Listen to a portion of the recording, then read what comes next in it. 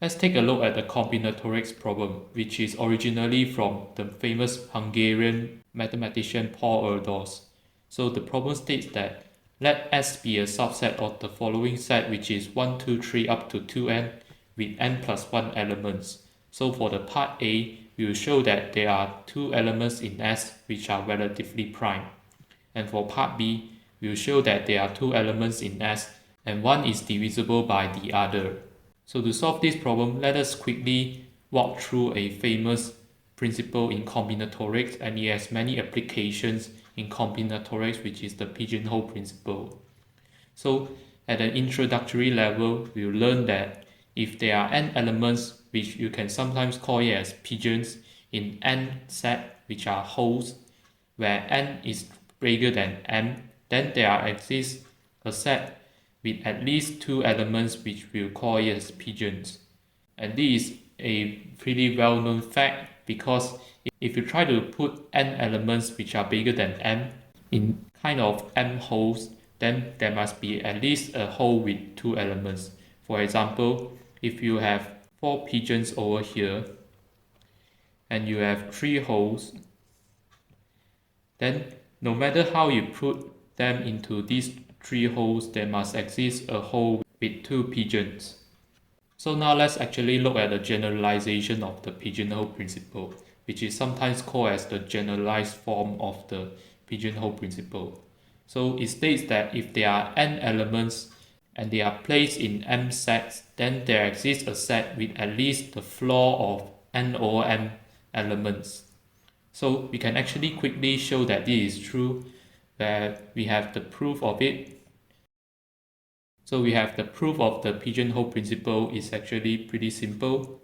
So we will use the proof by contradiction, where we first assume for the sake of contradiction that all sets have less than the floor of n over m elements. And now we'll look at the total number of the elements in all the set, and we'll see that this is less than m times by the floor of n over m, since there are m sets. And now this is less than or equal to m times by n over m, and this is equal to n. And now we can see that because over here we have a less than symbol, and on the extreme right hand side it is less than n, this will give us a contradiction, mainly because we have n elements originally, and so therefore this proves the pigeonhole principle. It's because our original assumption that all sets have less than the floor of n over m elements is false, so therefore this means that there must exist a set with at least this amount of elements. And now let's look at how we can use the pigeonhole principle to solve the combinatorics problem above. So for the first part A, we actually partition the set which is 1, 2, 3 up to 2n into n sets, which we'll call it as AK. So we'll have that AK, which will define it as 2k minus 1 and 2k, and this is a set of two elements.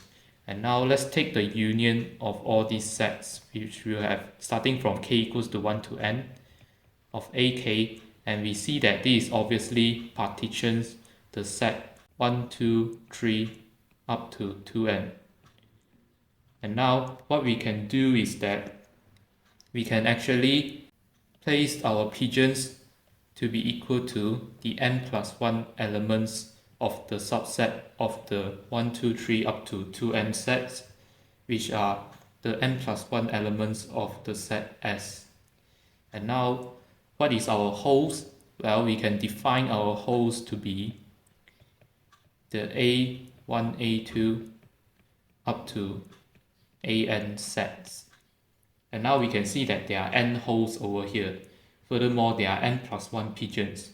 So this tells us that there must exist Si, Sj, which are elements of the set S, such that Si, Sj are the elements of a set A of m, where for some n. And now we can see that this further tells us that we know that Si and Sj are relatively prime. It's because we know that Si, Sj must be the elements 2n minus 1 and 2m.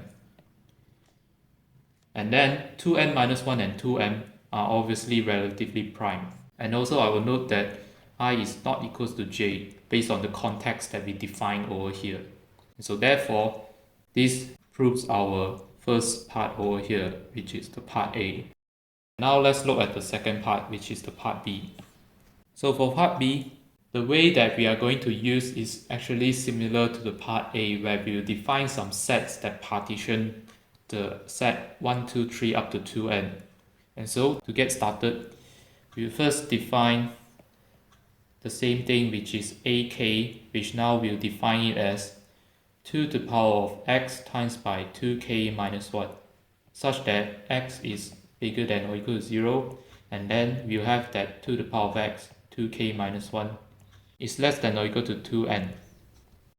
And then we'll claim that the union of all these sets, which is k equals to 1 to n of ak, is indeed equals to the set 1, 2, 3 up to 2n. And now we will show a proof of this quickly. So by the way that we define ak, we know that the union of all these sets is actually a subset of the set of 2n elements. So it is 1, 2, 3 up to 2n. And now we will also show that the 2n elements set is also a subset of the union. So in order to show this, we actually make an observation over here, which is that for any element which we'll call it as C, and this is a element of 1, 2, 3 up to 2n, you can notice that C is equal to 2 to the power of I times by 2j minus 1. And this is an obvious property that if you take any number, you can actually split it into the factors of 2 and an odd number. Like we'll have that j is in between 1 and n. And so now we see that because we can split C in this way, it is obvious that we can see that this is an element of the set Aj. And so this tells us that our original set, which is the 2n element set, must be a subset of the union of all these ak set.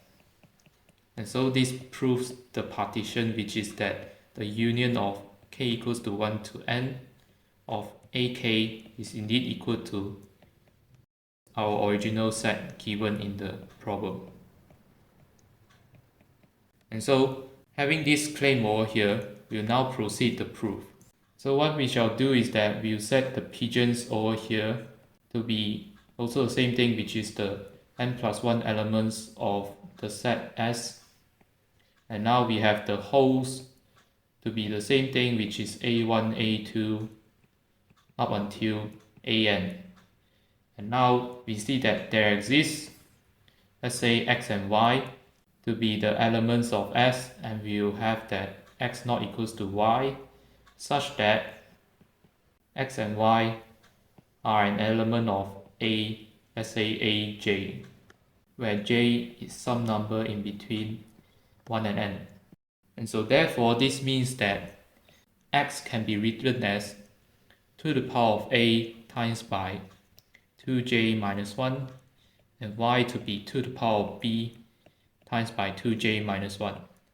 And without loss of generality, I will assume that x is less than y.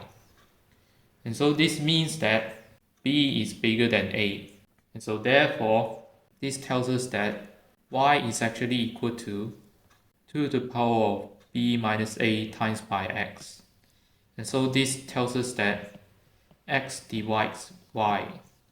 Thus, we have shown that there must be two elements in S that divides one and another. So therefore, we are done for this part B. And if you want to solve more combinatorial problem, do remember to check out this video over here.